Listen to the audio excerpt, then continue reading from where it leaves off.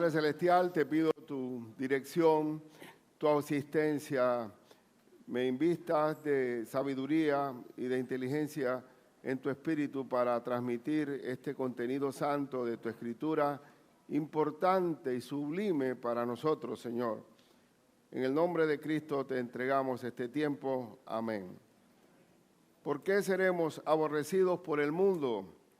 Recuerden que estamos viendo la última noche antes de la cruz, en que Cristo abre el testamento de todo el legado que Él está dejando a su pueblo, a su iglesia, y lo importante que es vivir bajo ese poder de Él porque Él se va para regresar, Él no nos abandona, no nos deja huérfanos. Pero valoremos por dónde andamos. Nosotros hemos visto en estos domingos pasados, ese capítulo 13, 14, 15, 16, 17, que es la última noche, como el apóstol San Juan nos presenta a Cristo como el águila que nos enseña el mismísimo Hijo de Dios hablándonos a nuestro corazón. Y tenemos que tomarlo muy en cuenta. El Señor primero nos enseña que nos lavemos los pies los unos a los otros en este camino terrenal. Vamos a necesitarnos, apoyarnos, asistirnos, socorrernos. Y Dios nos da dones para podernos sobrellevar. Y la iglesia no es independiente, no somos independientes, somos interdependientes. Cada uno está dotado de capacidades para servir y ser competente dentro del cuerpo de Cristo. También vimos que el Señor nos llama a amarnos como yo los amé, así también ámense ustedes. Porque de tal manera amó Dios al mundo, así como Dios Padre amó al mundo enviando a su Hijo, amémonos también de una manera. El lugar más amoroso en la tierra debe ser la iglesia del Señor. Aquí estamos, este es nuestro refugio, es nuestra embajada, es aquí nuestro lugar de deleite, de compañerismo, de comunión. También él hace mención de que Él se iba y era conveniente que Él muriera y se fuera para hacer morada, para preparar morada en los cielos para nosotros. El destino final de un hijo de Dios es el cielo, es el reino de los cielos. Hay una patria celestial. Y estando aquí estamos de extranjeros y peregrinos, camino a la nueva Jerusalén, a la patria celestial. Y ese destino final está garantizado, porque ni la muerte, ni la vida, ni ángeles, ni principados, ni potestades, ni lo pasado, ni lo presente, ni lo porvenir, nos podrá ¿qué? Separar del amor de Dios que es en Cristo Jesús, Señor nuestro. Nada nos podrá desligar de ese destino final. También hablamos que Cristo nos dice que el Espíritu Santo va a estar con nosotros. Él no se va a separar de nosotros. Él estuvo con ellos, pero estará en ellos a través del Espíritu Santo, que nos enseña la Biblia, nos revela la Biblia, nos hace entender y discernir todo el contenido santo de la voluntad de Dios expresada en la Biblia. No se puede entender la Biblia sin el Espíritu Santo. El hombre natural no la entiende, no la puede entender. Entonces, Él nos dice que el Espíritu Santo viene a asistirnos, a enseñarnos y también a recordar lo que nos ha enseñado. Pero dentro de todo esto, y también que el Espíritu Santo lo va a consolar en nuestras tribulaciones, porque dice la Escritura inclusive que hay una razón por la cual es buena las pruebas, porque las pruebas nos hacen ser consolados por Dios para que nosotros podamos consolar a aquellos que están pasando por igual tribulación o similar. Pero ahora nos advierte un cierre que también es bien realista y bien ubicado, que si somos el pueblo de Dios, si somos sus hijos, si somos su familia, vamos a ser aborrecidos por el mundo. No esperemos que el mundo, el azúcar del mundo va a aceptar la sal de Cristo que somos nosotros. No, pero somos aborrecidos por el mundo. ¿Por qué?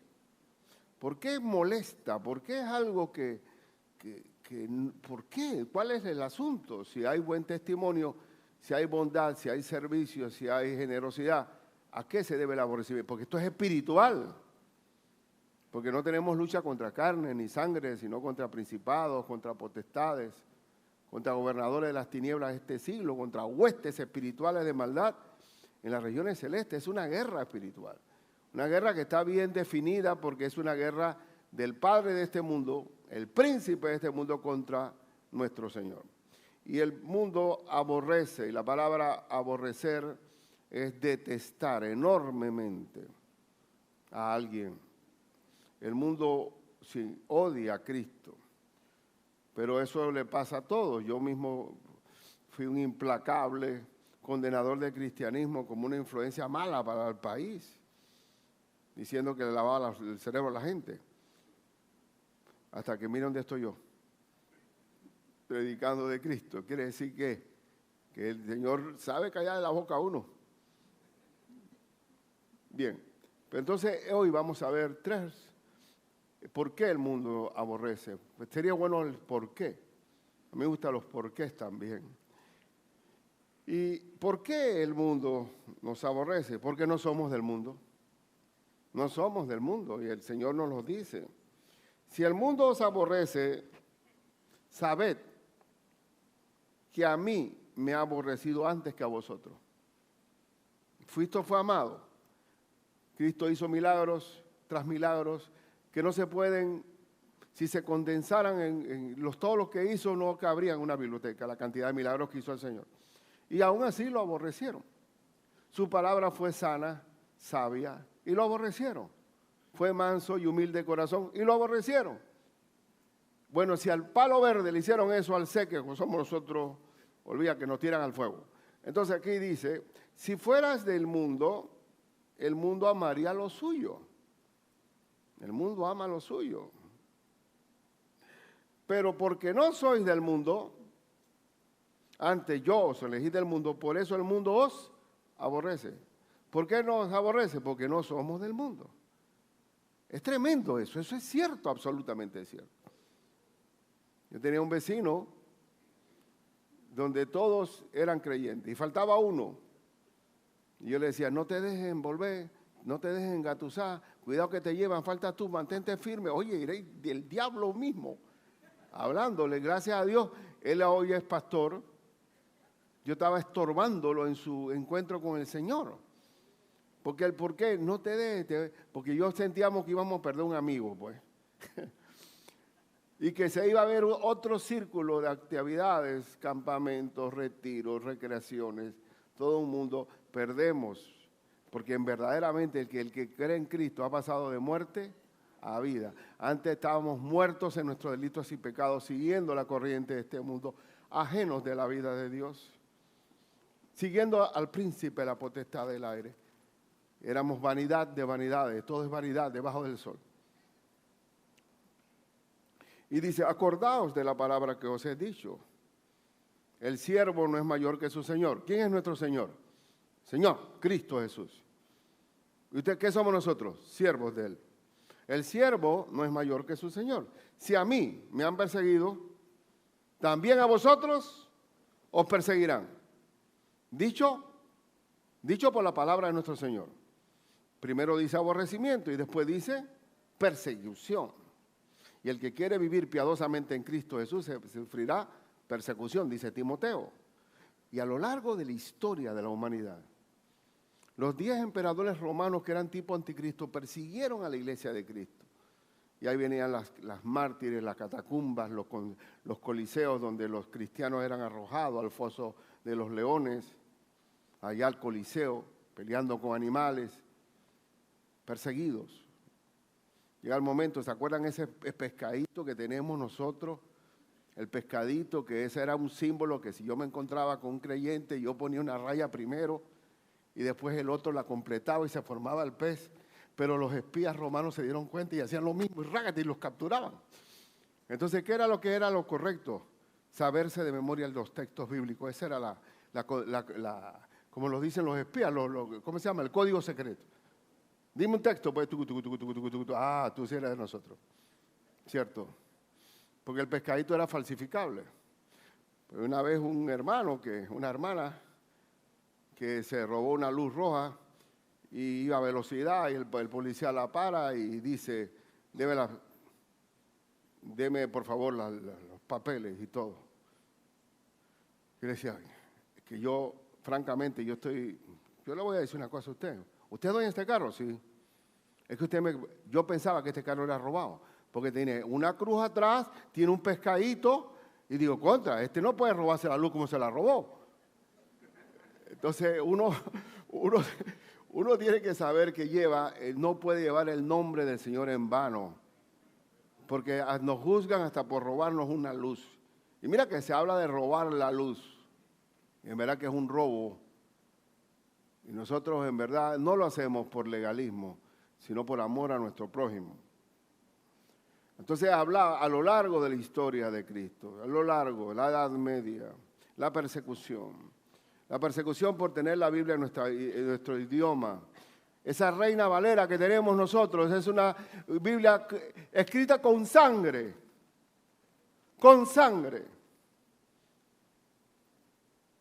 Casiodoro de Reina invirtió 9 años de su vida llevando una traducción bíblica directamente al original griego. Y eran monjes católicos, sevillanos, y estando traduciendo la Biblia dentro de sus monasterios. Y no lo hacían por ninguna rebeldía, porque ellos querían que el pueblo español tuviera su Biblia en su idioma normal y no escuchar una misa en latín sin saber nadie qué dice. Y tuvieron persecución. Y Cipriano de Valera, 20 años revisando lo que el hombre había invertido en 9 años. Súmele 29 años esa Biblia que tenemos en la mano nosotros, escrita con sangre. Y millones de creyentes a lo largo de toda nuestra habla hispana o habla castellana conocieron a Cristo a través de esa Biblia. Pero ha habido guerra. ¿Y qué pasó con ellos? Tuvieron que huir, refugiarse en Inglaterra o en Holanda. Los querían matar. Porque el mundo tenemos aborrecido algo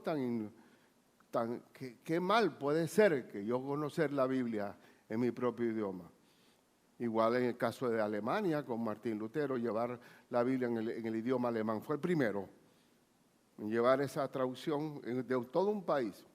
Y por eso tuvo la avanzada que tuvo, porque donde está la luz, no hay tinieblas. ¿Y cómo se le conoce a toda esa historia de la humanidad donde hubo un oscurantismo que se llama la Edad Media? ¿Por qué era Edad Media? Porque la Biblia estaba oculta. Porque la Biblia no estaba la luz no estaba alumbrando. Lámpara es a mis pies, tu palabra y lumbrera mi camino. Entonces Cristo está advirtiendo, está bien, nos vamos a arropar unos con otros, vamos a lavarnos los pies, vamos a amarnos unos con otros, vamos a tener el Espíritu Santo que nos va a revelar, va a ser mismo Dios hablándonos al corazón. Pero van a sufrir aborrecimiento, van a sufrir persecución. Es así a lo largo de la historia, porque es una guerra, porque aunque andamos en la carne, dice el apóstol Pablo, no militamos según la carne, porque las armas de nuestra milicia, ¿cómo son?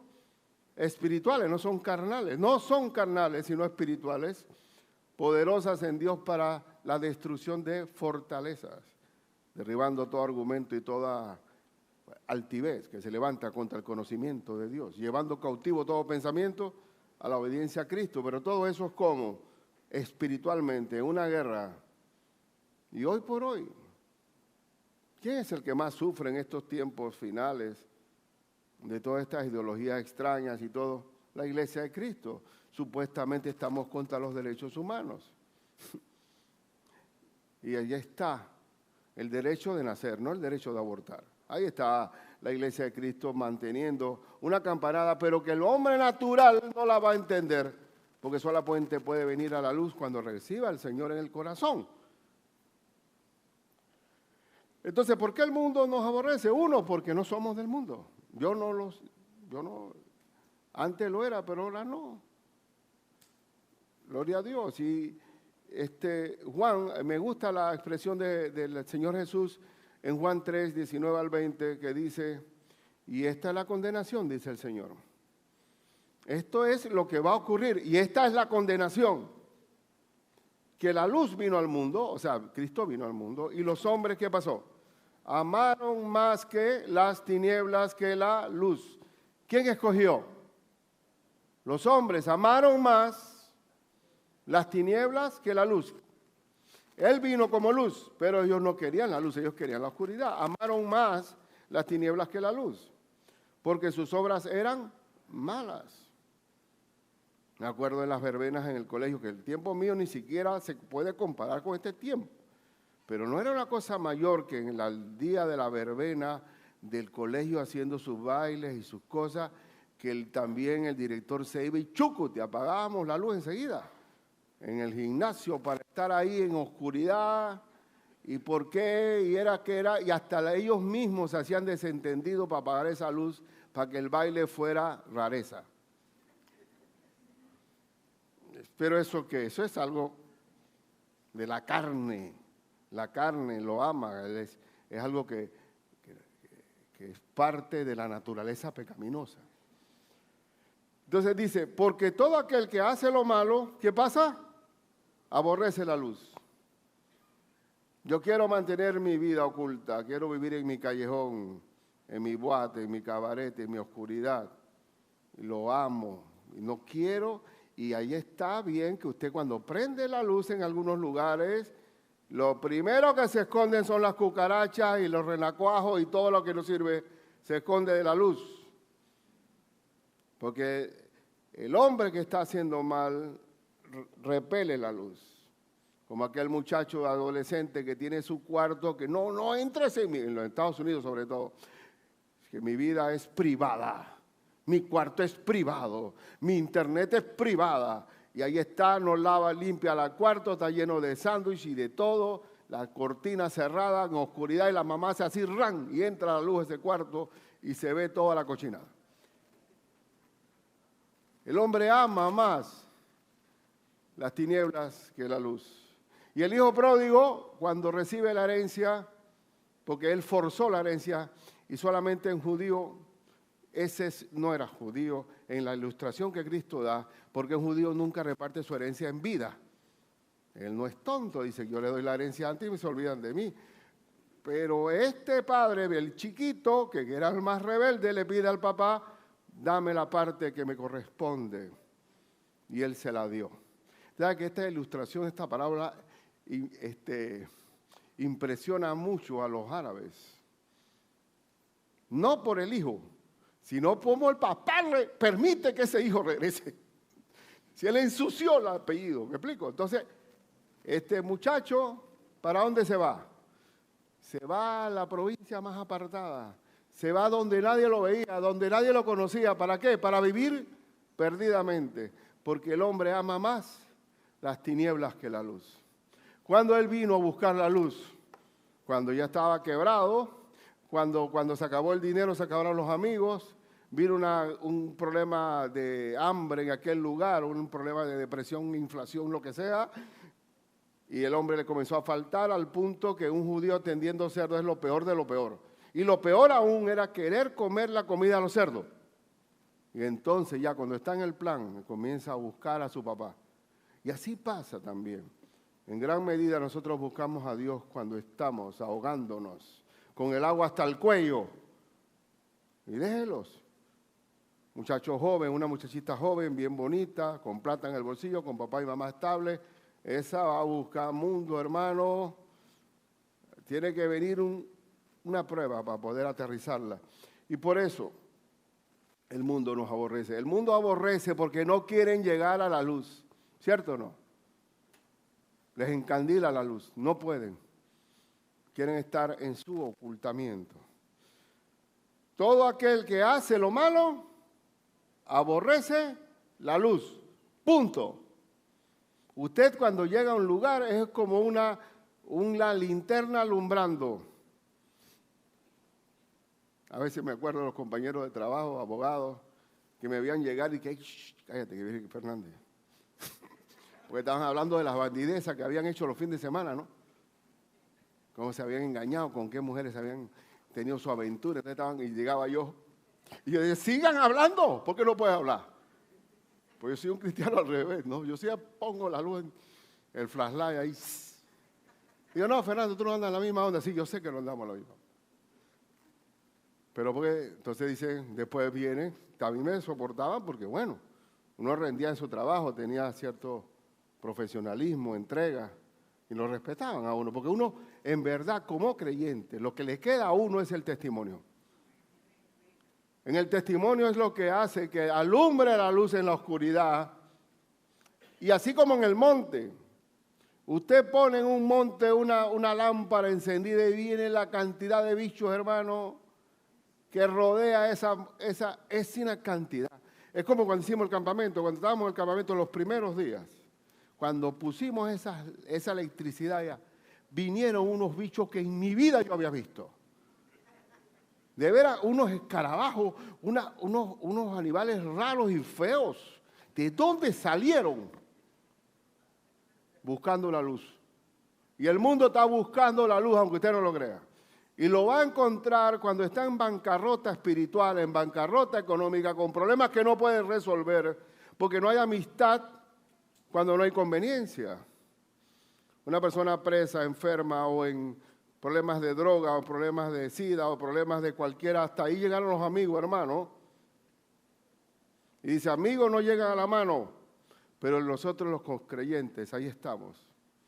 Para presentar la luz del Evangelio al que ya no puede tener solución en su vida personal. ¿Y cuántos hay? Miles de miles que están en bancarrota espiritual. Miles de miles. Los mismos problemas de droga que es un escapismo. El alcohol es un escapismo. La misma fiesta, la parranda, es una forma de salir de la realidad para ocultarse. No puede enfrentar la vida real. Y dice, y no vienen a la luz para que sus obras no sean reprendidas. Esa es la razón por la cual el mundo nos aborrece. No somos del mundo y también, de alguna forma, solamente compararnos así ya estamos alumbrando. Y dice Juan 7:7, no puede el mundo aborreceros a vosotros, más a mí me aborrece, porque yo testifico de él que sus obras son malas. Sus obras son malas. El cristiano, lo he dicho anteriormente, es un salvavidas en la playa. Nadie habla con el salvavidas. Todo el mundo está tomando trago, está haciendo su fiesta. El salvavidas es un solitario que está allí. Pero cuando alguien se está ahogando, nadie se va a tirar al agua. Solamente ese. Y todo el mundo dice, hey, tírate. Y él se va a tirar. Así estamos nosotros. Nadie nos voltea a ver. Pero el momento de que alguien se está ahogando, nos van a buscar. Igual a mí, cuando me casé recién, no tan recién, ya había nacido Richie, venía Milcar, etc. Hoy ya tenía Milcar también. Y me presenta, yo mismo busqué el Evangelio. Me voy donde mi hermano en Cristo, que murió hace poco, un hombre de buen testimonio. Y yo le digo directamente, me senté en el despacho de él y le dice, yo quiero conocer a Dios. Y así me pasó con Nelo también. Me abrí y él se quedó así y comenzó a buscar las 4 leyes espirituales. Me predicó de Cristo, a la semana siguiente fue a mi casa, recibió a Cristo Cate conmigo. Fuimos a la iglesia el domingo y de ahí para adelante no nos hemos soltado. ¿Por qué? Pero ¿por qué yo busqué al Señor? Porque yo decía, tanto que yo creía arreglar el mundo, porque era bien loco y siempre estaba fabricando cosas en la mente y criticando medio mundo, hastiado de muchas cosas, y no podía resolver los problemas con mi mujer. Hasta que vino el Señor en nuestra vida. Eso no es teoría. ¿Y sabes por qué yo respeto a ese hombre que me compartió de Cristo? Porque en Navidad, por ejemplo, en fiestas, tiempos festivos, pues, y la gente en trago, en fiesta, borracho, celebrando, y entonces él se paraba y dice, bueno, tengo unas palabras para ustedes.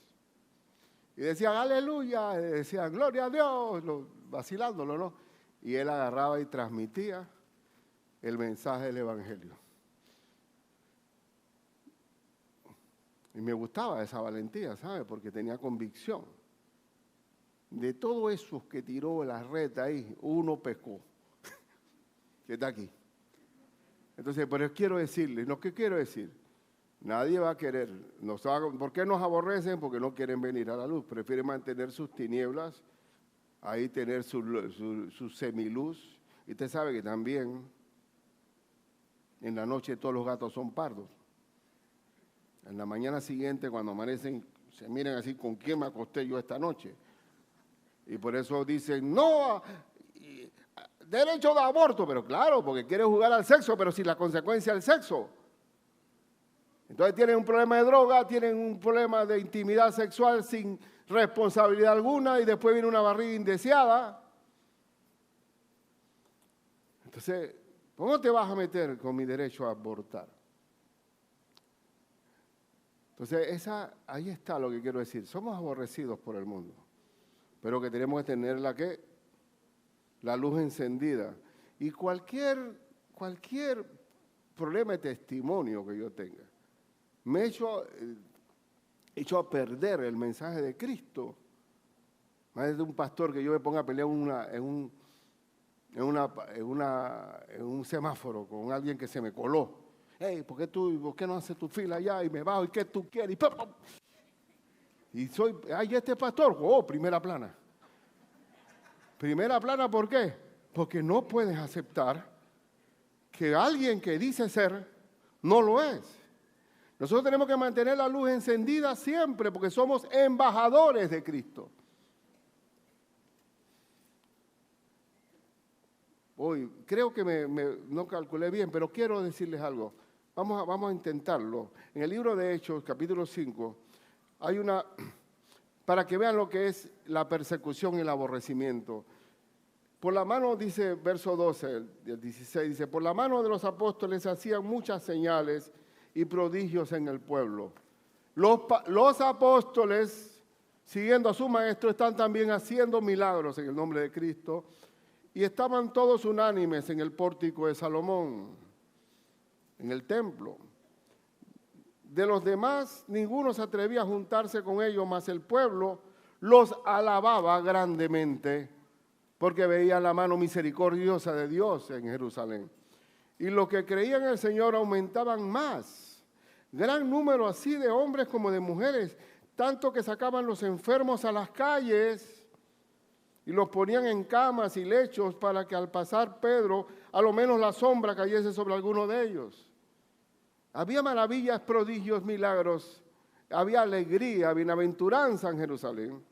Y aún de las ciudades vecinas muchos venían a Jerusalén trayendo enfermos y atormentados de espíritus inmundos y todos eran sanados.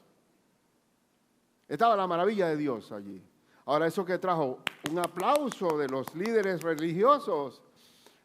Oye, qué bien, qué buena bondad del Señor sobre Israel. Sin embargo, no fue así. Estoy acortando, versículo 34. Ellos lo arrestaron. Quiero acortarlo. Ellos arrestaron a los apóstoles y resulta que un ángel del Señor los liberó y estaban predicando de nuevo allá en el templo. Y los trajeron de nuevo y ya querían matarlo, pero Gamaliel, ahí viene el gran consejo del maestro venerado Gamaliel, entre ellos, les aconseja lo siguiente. Versículo 34. Entonces, levantándose en el concilio el fariseo llamado Gamaliel, doctor de la ley, venerado de todo el pueblo, mandó que sacasen fuera por un momento a los apóstoles. Y ahora os digo, apartaos de estos hombres y dejadlos, porque si este consejo, estoy ahora en el versículo 38, porque si este consejo o esta obra es de los hombres, se desvanecerá. Mas si es de Dios y no la podéis destruir, no seáis tal vez hallados luchando contra Dios. Y eso es lo que pasa, que cuando nadie puede contra Dios, como le dijo el apóstol Pablo el Señor al apóstol Pablo, dura cosa te es dar coces contra el aguijón. ¿Cómo tú vas a clavar un clavo con la frente? No se puede, ¿verdad? ¿Cómo vas a pelear conmigo? Y dice, y bueno, esta fue y convinieron con él, todo el mundo, oye, está buen consejo. Y llamando a los apóstoles, después de azotarlos por los milagros, azotarlos por la bendición que había en toda Jerusalén, les intimaron que no hablasen en el nombre de Jesús y los pusieron en libertad. ¿Y ellos salieron cómo? Ellos salieron de la presencia del concilio como gozosos de haber sido tenidos por dignos de padecer afrenta por causa de su nombre, por causa del nombre. Es algo tremendo. Como Pablo y Silas cuando fueron golpeados allá por el carcelero, azotados con varas. Bueno, el carcelero los encarceló, pero fueron azotados, los pusieron en el cepo, allá abajo, y no dijo Silas a Pablo: Pablo, ¿en qué lío me metiste? Yo nunca pensé que esto era así. Comenzaron fue a cantar, dice la Escritura. Y a medianoche los presos los escuchaban y vino un terremoto de parte de Dios. Un terremoto centrado en la cárcel. Un terremoto, y se estremeció y se soltaron las cadenas y las puertas se abrieron. Y el carcelero vino, y usted sabe la historia. ¿Qué debo hacer yo para ser salvo? Entonces viene arrecia la persecución, arrecia el aborrecimiento, pero Dios se glorifica en todo esto para bien. Donde abunda el pecado, sobreabunda la gracia. Y ahí está, no se puede ocultar la luz del Evangelio del Señor. Entonces ellos salieron contentos o gozosos. Y todos los días en el templo seguían con lo mismo. Y por las casas no cesaban de enseñar y predicar a Jesucristo. ¿Los intimidaron? No los intimidaron. Siguieron predicando. Pero ahora la iglesia de Cristo se intimida. Nosotros ahora no se atreve nadie a hablar abiertamente contra tales cosas porque sienten que eso no es una cultura aceptable como está ahora las cosas. Pero el creyente sano, el creyente que quiere vivir verdaderamente, piadosamente en Cristo Jesús, padecerá persecución, aborrecimiento. Es así. Pero no importa, siempre hay victoria en Cristo. Segundo, ¿por qué nos vamos a hacer aborrecidos? Porque no conocen al Padre.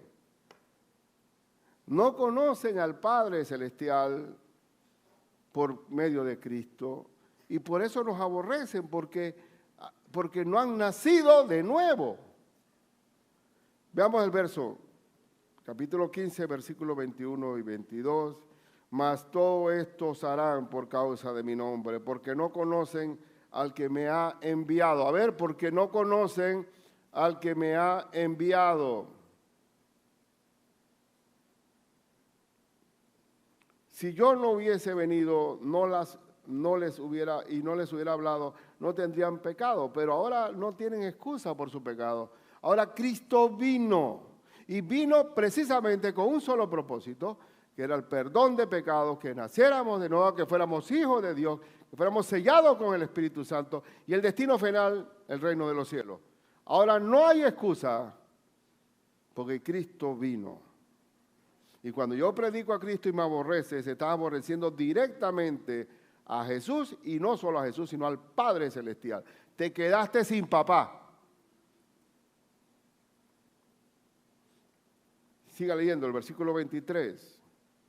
El que me aborrece a mí, ¿qué dice? También a mi Padre aborrece. A ver, entonces, ¿qué pasa? El Señor le tiene ahí en stand-by a los judíos. El problema está en que si tú aborreces al Hijo, te quedaste sin papá. Yo soy el camino y la verdad y la vida. Nadie va al Padre si no es a través de mí. ¿Cómo llegas al Padre sin el Hijo? El que aborrece al Hijo, aborrece al Padre. ¿Y por qué nosotros hablamos de Padre? ¿Por qué podemos invocar al Abba Padre? Porque tenemos al Hijo. Solamente puede rezar para decir una palabra repetitiva, de repetir una plegaria. Nadie puede decir el Padre nuestro si no es hijo primero. Porque para yo decir que Él es Padre, yo tengo que ser hijo. ¿Y quiénes son los hijos? Más a todos los que le recibieron. A los que creen en su nombre, en el nombre de Cristo, Dios le dio la potestad de ser hechos hijos de Dios. Por eso invoco al Padre Celestial. Porque soy su hijo. ¿Y por qué el Padre me acepta la oración? Porque he nacido de nuevo. ¿Por qué el Padre me acepta? Porque tengo el Espíritu Santo dentro de mí. ¿Y por qué el Padre me acepta? Porque esa oración va en el nombre de Cristo. Porque si yo oro y no remato con el nombre de Cristo, no me oye, porque el que honra al Hijo honra al Padre, y al que aborrece al Hijo aborrece al Padre. Dice, si yo no hubiese hecho entre ellos obras que ningún otro ha hecho, y es verdad, no existe nadie en toda la tierra, a lo largo de toda la historia, que haya hecho los milagros que hizo Cristo. No existe. No existe. ¿Quién ha hecho los milagros que hizo Cristo? Nadie. Dice, si yo no hubiese hecho entre ellos obras que ninguno otro ha hecho, no tendrían pecado, pero ahora han visto y han aborrecido a mí y a mi Padre. Pero esto es para que se cumpla la palabra que está escrita en su ley. Sin causa me aborrecieron. Era detestable Cristo sin causa.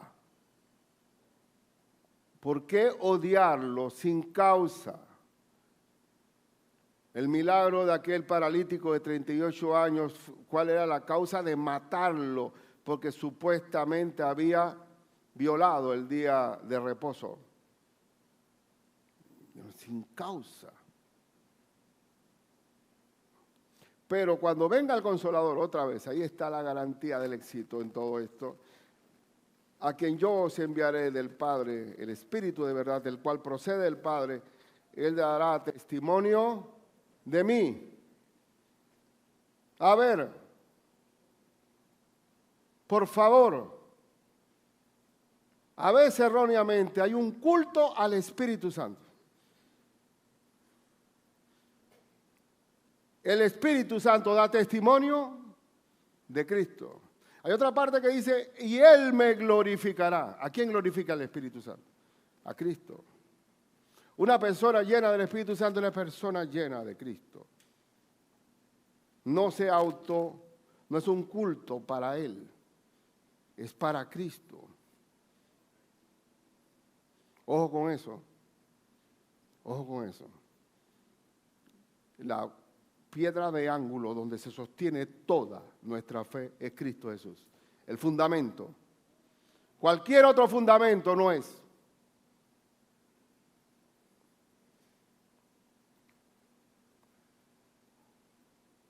Dice, pero cuando venga el Consolador a quien yo enviaré, el del Padre, el Espíritu de verdad, el cual procede del Padre, Él dará testimonio acerca de mí y vosotros daráis testimonio también. ¿Y por qué cuando hablamos de Cristo lo hablamos como si lo hubiéramos conocido? Porque el Espíritu Santo da testimonio a nuestro espíritu de que somos hijos de Dios, ¿sí o no? ¿De dónde viene el gozo? ¿De dónde viene la paz que sobrepasa todo entendimiento? ¿De dónde viene el dominio propio, la paciencia, la longanimidad, la benignidad, la misericordia? Todo viene de Él. Y eso es obra del Espíritu Santo en nosotros. Y por eso damos testimonio de Él, porque habéis estado conmigo desde el principio. Aleluya. No podemos ser santos sin el Espíritu Santo. Punto. Como dijo un amigo, y me dio risa, pero sí es totalmente cierto. Pastor, eso es tan así, que si yo recibo a Cristo y no me da su Espíritu, tengo que decirle, Señor, gracias por tu salvación y mátame por aquí mismo, porque yo no puedo vivir como tú quieres sin tu Espíritu Santo. ¿Verdad o no? Entonces, Juan 5, 21, 23. Dice Cristo, el que aborrece al Hijo, aborrece al Padre. Pero ya en el capítulo 5 también el Señor lo dijo. Porque como el Padre levanta a los muertos y les da vida, así también el Hijo a los que quiere dar vida. ¿Quién da vida? Cristo. Porque el Padre a nadie juzga, sino que todo el juicio dio ¿a quién? Al Hijo. ¿Quién va a sentarse en el gran trono blanco? Cristo. Porque Él le dio todo el poder de hacer juicio. Para que todos que honren al Hijo como honran al Padre. El que no honra al Hijo, no honra al Padre que le envió. Decir que yo creo en Jehová, pero no creo en el Hijo, se quedaste sin fe. Porque Dios muestra su carácter a través del Hijo. ¿Cómo es el Padre? El que me ha visto a mí, ha visto al Padre. Y gloria a Dios, que Dios Padre se mostró a través del Hijo, porque yo sé cómo es el Padre viendo al Hijo. Para mí no es extraño conocer al Padre si ya conozco al Hijo. 2 Corintios 4:4. No, 2 Corintios 3:14. Pero el entendimiento de ellos, hablando de los judíos, se embotó. ¿Qué significa se embotó? Que ya no piensas, no tienes razonamiento, ya quedaste estancado. Se embotó. El entendimiento de ellos, hablando de la práctica judía, se embotó porque hasta el día de hoy, y hasta el día de hoy, cuando leen el Antiguo Pacto, o sea, el Antiguo Testamento, les queda el mismo velo no descubierto. Todavía no ven, el cual por Cristo es quitado. ¿Está claro eso? ¿Cuándo vienen a ver? Cuando reconozcan a Cristo. Pero ahora mismo están embotados porque no le dan honra, no le han dado reconocimiento al Hijo. No entienden. Ahora también los gentiles, en 2 Corintios 4:4, en los cuales el Dios de este siglo, Dios con minúscula, que viene siendo ¿quién? El diablo mismo, cegó el entendimiento de los incrédulos, para que no les resplandezca la luz del evangelio de la gloria de Cristo. Cegó el entendimiento de los incrédulos. Y por eso que hay tantas distracciones. Hay una corriente que no te deja pensar, donde estás atrapado en muchas cosas. Vives por calendario, ya pasó el mundial, bien, oye, ganó Argentina, bueno, ¿y eso qué te sirve a ti? A ver, que pasamos de calendario en calendario, la gente va llevada como por un titiritero y no pueden tener pensamientos propios. ¿Por qué? Porque el diablo les cegó su entendimiento, para que no les resplandezca la luz del evangelio de la gloria de Dios, de Cristo, el cual es la imagen de Dios. Entonces es claro que el incrédulo sigue la corriente del mundo y no tiene, son peces muertos llevados por la corriente. Diferente al creyente que es un salmón en contracorriente. Nosotros somos ¿qué? Salmón. Vamos para allá. Y van los muertos para allá.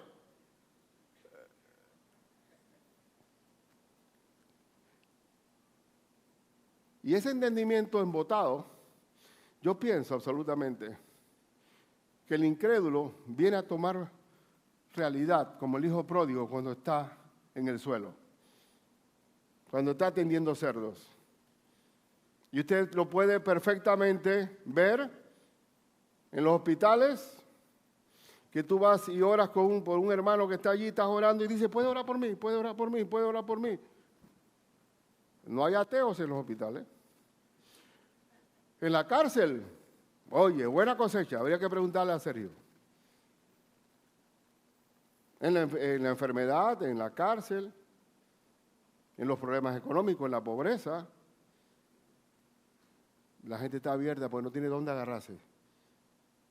Pero mientras que tenga platita, se vea bien, está con salud, ¿quién es Dios? Por eso que está ese texto de Proverbio, ¿verdad? No me des riqueza ni pobrezas, manténme del pan necesario, no sea que siendo pobre o siendo rico diga, ¿quién es Jehová? Porque siendo pobre, ¿qué? Hurte y blasfeme el nombre de mi Dios. Yo pienso siempre que el creyente es clase media. Ni rico ni pobre, ahí está. Porque digo, si le doy mucho, se olvidan de mí. Bueno, y solamente para concluir, hermanos, alguno dirá, vine pastor, yo conocí a Cristo y ahora en vez de la gente estar de mi casa contenta conmigo, lo que están es bravo conmigo. Yo antes venía a las 5 de la mañana borracho, endrogado, ahora resulta que estoy bien, voy a la iglesia y a mí están es bravo conmigo. Digo, bueno, ¿qué dice el Señor? ¿Qué dice Mateo 10:76? Y los enemigos del hombre serán los de su propia casa. Digo, hermano, Simplemente eso es evidencia de que naciste de nuevo. Y aquí se ve claramente el aborrecimiento.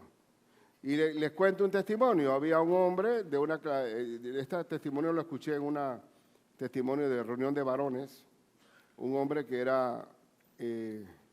vivía de otro país, que estaba en una posición económica muy alta, pero entró en problemas de drogas, el muchacho.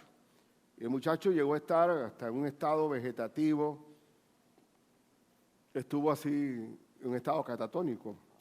Y había una hermanita que todos siempre visitando, siempre hay hermanitos visitando los hospitales y comenzaba a predicar al oído, tiquiti, tiquiti, tiquiti, hablándole de Cristo al oído.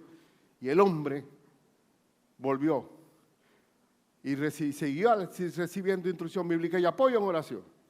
Y resulta que ese muchacho se volvió un predicador por los buses, por las esquinas, en el mercado. Y entonces la familia estaba ofendida y humillada por el fanático que resultó, pero no se acuerdan cuando estaba vegetativo allí.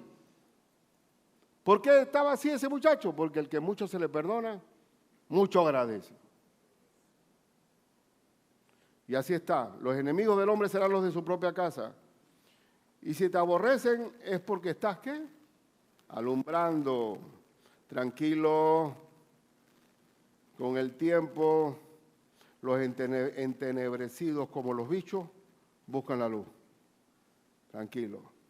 Mantente encendido nada más. Como aquel salvavidas. Y bueno, vístase de la armadura de Dios. El casco, soy salvo por la gracia de Cristo. La pechera, el cinto de la verdad, la coraza de justicia, el escudo de la fe, la espada del Espíritu y el calzado del Evangelio. Y tenemos que tenerlas todas. Nosotros no somos Capitán América que nada más tenemos el escudo y clíquete, clíquete. No. Tenemos que sacar la espada, que es el sermón, lo que Dios dice. Porque ¿cómo se defendió Cristo en la tentación? Escrito está, escrito está. El escudo de la fe son las promesas, pero hay otra cosa más. Salvación, escudo, justificado por la gracia de Cristo, el cinto de la verdad, pero no se olviden de las sandalias. ¿Por qué? Porque esta es la avanzada. Nosotros tenemos que llegar a un mundo e influir con el poder del Evangelio. No es que quedó la armadura, siempre hablamos, importante, dale, quédate ahí, pero avanza predicando el Evangelio para que haya más delfines que tiburones en el océano. Avanza. ¿No han escuchado esa de la armadura del soldado? Es un soldado que es estático, usa las sandalias también. Es la avanzada. Y aquí me despido en el nombre de Cristo. Padre Santo, a ver, ¿hay alguno entre nosotros que no le ha dado el paso de fe de aceptar a Cristo Jesús? Mi querida Besita, ¿usted dio su paso de Cristo? ¿Ah? ¿Le gustaría recibir este día? Ven para acá, ven acá, perdona que te llame así. En el nombre de Cristo, bendice a los hermanos, bendice a Panamá, bendice todo nuestro mundo, que a través de Panamá se lleve el Evangelio a muchos lugares y que en este lugar, que hay una multiplicidad de etnias y de pueblos, sea, como dice tu himno, pro mundi beneficio, para el beneficio del mundo, Señor. En el nombre de Cristo, amén.